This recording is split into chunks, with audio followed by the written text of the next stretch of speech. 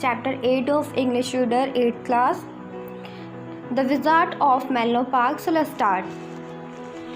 Thomas Edison एक जादूगर थे। वे स्कूल नहीं गए थे पर वह बहुत बुद्धिमान थे। उन्होंने लगभग 1300 चीज़ों का आविष्कार किया, जिसमें ग्रामोफोन और इलेक्ट्रिक बल्ब उनके द्वारा आविष्कार किए गए 2 आविष्कार हैं।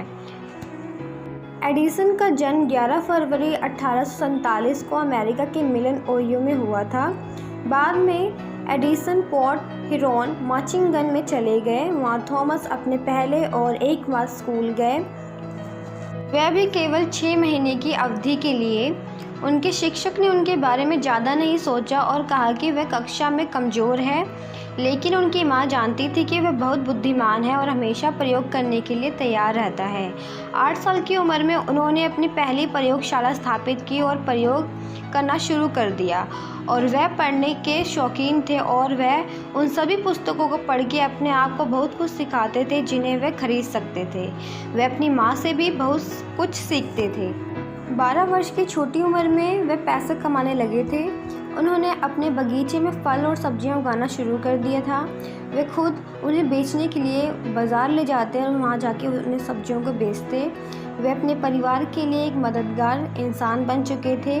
उन्हें किताबें और अन्य चीज़ें खरीदने के लिए और प्रयोग करने के लिए बहुत पैसों की ज़रूरत थी, इसलिए उन्होंने अपने बगीचे में वह सब्जियां उगाते थे और उन्हें बाज़ार में बेचा करते थे। उस समय ग्रैंड ट्रंक रेलवे द्वारा एक नई रेलवे लाइन खोली गई थी, हिरोन से डेट्रियो तक। वह कुछ काम करने के लिए डेट्रियो जाना चाहते थे। उनके माता पिता ने उन्हें डेट्रियो जाने की इजाज़त दे दी थी। रेलवे की कंपनी ने उन्हें ट्रेन में अखबार और मिठाई बेचने के लिए भी अनुमति उन्हें मिल गई थी।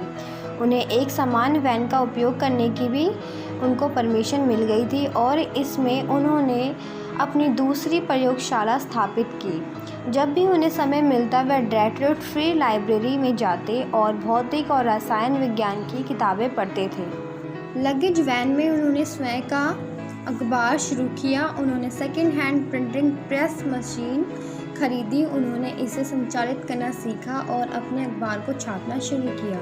द ग्रैंड ट्रंक हेराल्ड, वे खुद इसके मालिक, संपादक और प्रिंटर थे और यह था रेलवे ट्रेन से प्रकाशित होने वाला उनका पहला समाचार पत्र। एक दिन वे लगेज वैन में कुछ प्रयोग कर रहे थे। संयोग से फास्फोरस का एक टुकड़ा फर्श पर गिर गया और वैन में आग लग गई और धुएं का एक बहुत बड़ा बादल उठा।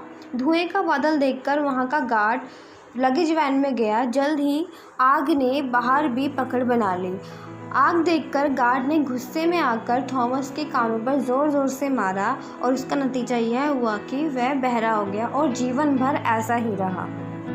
कहीं न कहीं उनका बहरापन उनके लिए एक वरदान साबित हुआ। वे किसी प्रकार का शोर नहीं सुन सकते थे, जिससे वे अपने काम और प्रयोगों पर ज़्यादा अच्छी तरह ध्यान दे पाते थे। अपनी प्रेस मशीन और लेबोरेटरी खोलने के बाद एडिसन एक बार फिर से बेरोज़गार हो गए थे।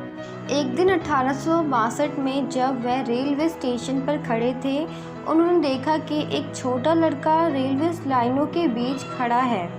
ट्रेन उसी पटरी पर तेज़ी से आ रही थी। लड़की की जान खतरे में थी। अपनी जान खतरे में डालकर उन्होंने उस लड़के की जान बचाई। उनके इस पुण्य काम और साहस की सभी लोगों ने प्रशंसा की। स्टेशन मास्टर, जो उस लड़के का पिता था, उसने विशेष रूप से एडिसन का आभार प्रकट किया और वादा किया कि वह उसकी काम ढूंढने में मदद करेगा। स्टेशन मास्टर ने उन्हें टेलीग्राफी सिखाई और जल्द ही एडिसन एक टेलीग्राफर ऑपरेटर बन गए।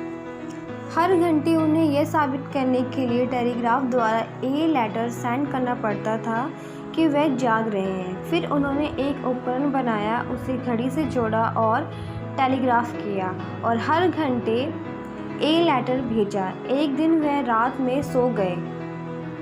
संयोग से मुख्य टेलीग्राफ ऑपरेटर ने उन्हें टेलीग्राफ द्वारा कुछ इन्फॉर्मेशन मांगी। जब उसे कोई रिप्लाई नहीं मिला तो वह एडिसन के टेबल पर आए। एडिसन को सोता देख उन्होंने तुरंत उसे जॉब से निकाल दिया और इस प्रकार एडिसन के पहले आविष्कार ने उन्हें अपनी नौकरी से निकलवा दिया। तब वाटसन ने उन्हें नौकरी मिल गई वहाँ से भी उन्हें बहुत पहले ही बर्खास्त कर दिया गया।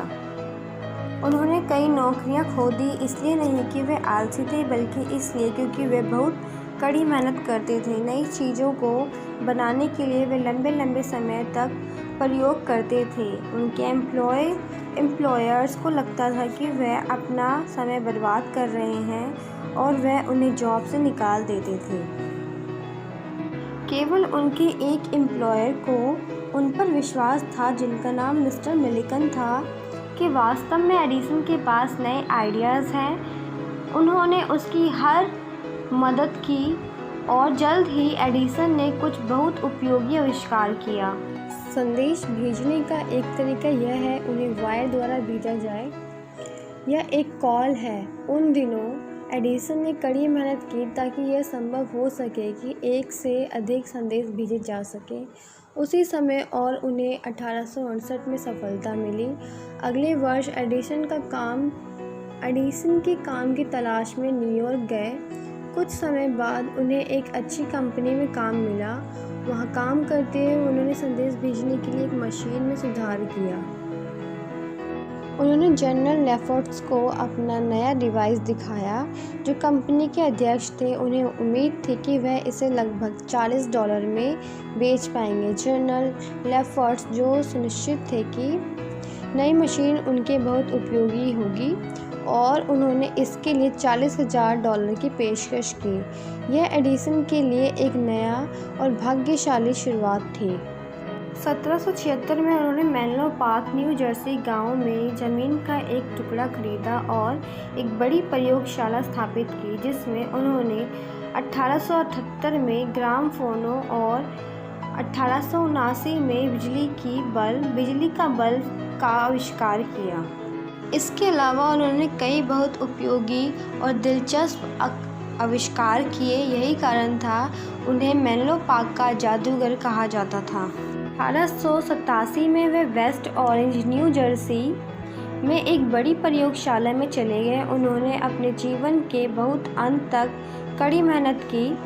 दुनिया को एक खुशहाल जगह बनाने के लिए अपने जीवन काल में वे प्रयोग करते रहे, और उन्होंने 1300 से अधिक चीज़ों का आविष्कार किया या सुधार किया, और उन सभी को गिनना आसान नहीं था।